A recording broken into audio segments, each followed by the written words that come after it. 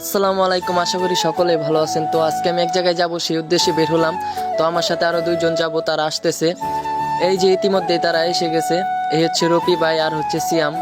তো তাদেরকে নিয়ে আজকে আমরা যাব ঘাড়ো বাজার। তো ঘাড়ো বাজারের উদ্দেশ্যে যাইতেছি। হ্যাঁ, ঘাড়ো বাজার যাওয়ার উদ্দেশ্যটা হলো ঘাড়ো বাজারের মিষ্টি নাকি অনেক সুস্বাদু, খেতে নাকি অনেক ভালো লাগে। তো রফি ভাই অনেকদিন ধরে বলতেছে আমরা বৃষ্টির কারণে যাইতে পারি না।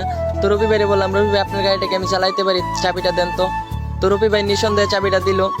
চাবিটা দেওয়ার পরে এই যে আমি চাবিটা হাতে নিলাম। নেওয়ার পরে গাড়ির মধ্যে লাগাইলাম। তো গাড়ি দেখলাম অনেক সবকিছুই ঠিকঠাক আছে। ওরে বাবা, আমি তো এই গাড়ি জীবনেও চালাই নাই। তো আরে ভাই ভালোই লাগতেছে ভাই গাড়িটা। আমি পালসার কোনোদিন চালাই নাই, এই প্রথম। তো গাইস, তারপর যাওয়ার পথে দেখতেছি বাম পাশে একটা খাল, এটা কিন্তু পাহাড়ের ভিতরে।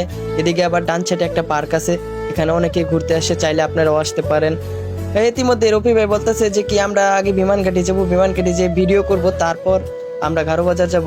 তো আমরা চলে আসলাম বিমানঘাটির উদ্দেশ্যে। এখানে কিন্তু বিমানে ট্রেনিং করে। হ্যাঁ, এখানে এসে আমি বাইক থেকে নেমে গেলাম। ইতিমধ্যেই কিন্তু দেখতে পাচ্ছেন আমার পিছনে সেই বিমানঘাটি দালানটা, এটা কিন্তু পাহাড়ের ভিতরে। এখানে কিন্তু ঢাকা থেকে বিমান আসে, হেলিকপ্টার আসে। এই যে এখানে তারা কিন্তু হেলিকপ্টার নামায়। এখানে আবার কিন্তু গাইস আরেকটা কথা আছে, এখানে বিমান নামে না। তো তারপরে আমি রবি ভাইরে ডাক দিলাম, আসেন আসেন ভাই, আপনারা ওই যে পাহাড়ে নিয়ে যে পিছন মেরে দিমু। রবি ভাই ভয়ে আসতে চায় না। তারপর আমরা এখানে অনেক ভিডিও কইরা তারপর আমরা আবার রওনা দিলাম এই ঘাড়ো বাজারের উদ্দেশ্যে। এই যে ইতিমধ্যে দেখতে পাচ্ছেন গাইস, বাম পাশে কিন্তু কলা ভরতাছে গাড়ির মধ্যে। তো গাইস, এটা কিন্তু কলার বাজার। তারপরে এখানে আনারসও বিক্রি করা হয়। তো এখানে বিভিন্ন রকমের ফল ফলান্তি বিক্রি করা হয়। এতে বাম পাশে দেখতে পাচ্ছেন আনারস নিয়ে বসে আছে। ইতিমধ্যে দেখতে পাচ্ছেন রাত হয়ে গেছে। আসলে অনেক দূরের রাস্তা, তো আর বেশি দূর নাই, আমরা প্রায় এসে গেছি সেই ঘাড়ো বাজারের মিষ্টির দোকানে। এখানে অনেক মানুষ আসে মিষ্টি খাওয়ার জন্য। মিষ্টি নাকি অনেক ভালো, আমারও নিয়ে আসলো রফি ভাই।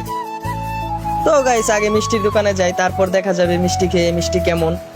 তো আমরা মনে হয় চলে আসছি এই যে সেই মিষ্টির দোকান। তো আমরা দেখি, ভিতরে যাই আগে দেখবো ভিতরের অবস্থাগুলো, আগে দেখবো তারপর মিষ্টি খাবো। আমি তো ভিতরে ঢুকে একদম অবাক হয়ে গেছি। এই দেখেন কত বড় একটা চুলা ভাই, এটার মধ্যে জামা ঢুকাই দেওয়া, আমি সাথে সাথে পুড়ে যাবো ভাই। তো সামনের দিকে যাই, দেখি আরো কি কি আছে। এখানে শুধু মিষ্টি না, আরো বিভিন্ন রকমের চমচম, রসগোল্লা, তারপরে ঘি, আরো অনেক কিছুই তৈরি করা হয়। আমি আসলে সবকিছুর নাম বলতে পারবো না। তো এখানে দেখা গেছে এই চুলার উপরে কড়াই বসানো আছে। কড়াইয়ের মধ্যে কি আছে, তেল আছে। ওটাতে আবার কি, আবার ওটা দুধ নাকি ভাই, এত কিছু ভাই বলতে পারি না ভাই। আসলে এরা কি কি দিয়ে মিষ্টি তৈরি করে আমি তাও জানি না। তো হ্যাঁ গাইস, আরেকটা কথা না বললে না হয়, এখানে কিন্তু আমাদের এলাকার অনেক লোক আছে, 6-7 জন, এরা কিন্তু এখানে কাজ করে। তো তাদের সাথে আমাদের পরিচয় আছে বলে আমরা ভিতরে ঢুকতে পারছি, নয় কিন্তু ভিতরে ঢুকতে পারতাম না। হ্যাঁ গাইস, আমাদের এলাকার লোকরা আমাদেরকে বলতেছে আমাদেরকে নাকি রাস্তায় আটকাবে। আসলে পাহাড়ের রাস্তা তো অনেক সময় ডাকাতের অত্যাচার আছে, এর জন্য আর কি বলতেছে। গাইস, আমরা ডাকাত ভয় পাই না। আসলে আমরা অন্য রাস্তায় যাব, যে রাস্তায় ডাকাত নাই। তো এখানে দেখা যাচ্ছে দুধ, তারপরে এখানে আরো দুধ দেখা যাচ্ছে। তো এগুলো দিয়েই মনে হয় এই মিষ্টি তৈরি করে। তো তারপর আমি এসে গেলাম মিষ্টি খাওয়ার জন্য। আমাকে 2টা মিষ্টি দিছে। এই যে দেখেন গাইস, মিষ্টির সাইজটা দেখেন। তো আপনাদেরকে আগে দেখিয়ে নেই। তো আমি খেয়ে দেখলাম ভাই, ভালোই আছে ভাই, কি বলবো ভাই, মিষ্টিটা অসাধারণ ভাই। একটা খাইয়ে তো আমি অবাক হয়ে গেছি ভাই। আপনারা আসবেন অবশ্যই, এখানে আসবেন, মিষ্টিগুলো অনেক ভালো। আমি এক কামড়ে বুঝে গেছি, এরকম মিষ্টি আমি আর কোনোদিন খাই নাই। তো মিষ্টি খাওয়ার পর আমি একটু ঘুরতে আসলাম। দোকানটা চারিদিকে ঘুরানো, দেখানোর চেষ্টা করতেছি। এখানে অনেক মিষ্টি সাজানো আছে, বিভিন্ন রকমের মিষ্টি আছে ভাই, আমি সবগুলোর নাম জানি না।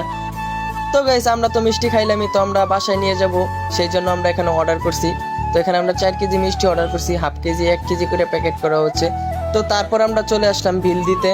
তো এখানে আমাদের বিল হয়েছে সর্বমোট 1100 টাকা। তো আমরা যেখানে এসে মিষ্টি খাইছিলাম সেই টাকা কিন্তু মালিক নেয় নাই। দেখেন এখানে মিষ্টির চার্ট লেখা আছে, কোন মিষ্টির কত দাম, দইয়ের কত দাম, সবকিছু এখানে লেখা আছে। তো তারপর আমরা দেখলাম যে এখানে ঘি ভাই, আমি জীবনে প্রথম, কোনোদিন ঘি দেখি নাই, আজকেই প্রথম দেখতেছি ঘি। আমি কিন্তু ভাই ঘি চিনতাম না, আজকে দেখে চিনলাম। তো এখানে কিন্তু ঘি মাপা হচ্ছে, একজন ঘি নিবে, ঘিয়ের দাম নাকি 800 টাকা কেজি। তো গাইস, আজকের ব্লগটা এই পর্যন্তই। তো হ্যাঁ গাইস, আজকের ব্লগটা আমার এই পর্যন্তই। সবাই ভালো থাকবেন। আর এখানে কিন্তু মিষ্টি খাইতে আসবেন সবাই, এখানে অনেক দূর থেকে মানুষ আসে মিষ্টি খাওয়ার জন্য। সবাই ভালো থাকবেন, আমার জন্য দোয়া করবেন। আসসালামু আলাইকুম।